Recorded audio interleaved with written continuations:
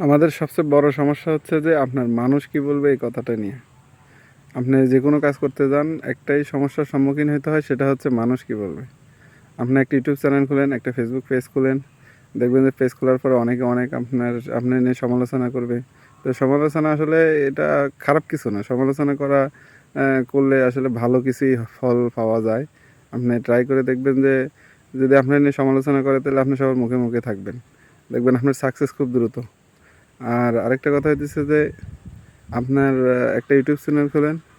আপনি YouTube channel খুললে দেখবেন যে আপনার এ নিয়ে সমালোচনা করবে যে ওই ইউটিউব চ্যানেল কি পারবে, ওর দ্বারা এটা সম্ভব না, ও এটা পারবে না, এটা হবে না।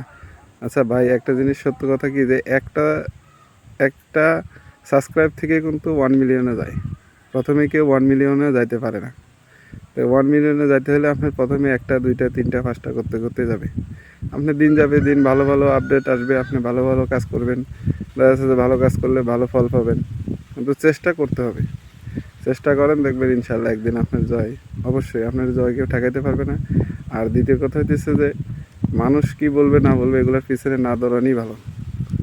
মানুষের পিছনে না লাগে নিজেরটা নিজে করতে থাকেন, দেখবেন সাকসেস খুব দ্রুত চলে আসবে।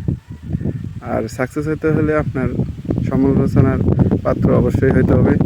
আর সমালোচনার পাত্র হওয়াটা খারাপ কিছু। তো আমি একটা কথাই বলবো যে মানুষের পিছনে না থেকে নিজের পিছনে শ্রম দেন, দেখবেন যে ইনশাল্লাহ আপনার সাকসেস আসবে।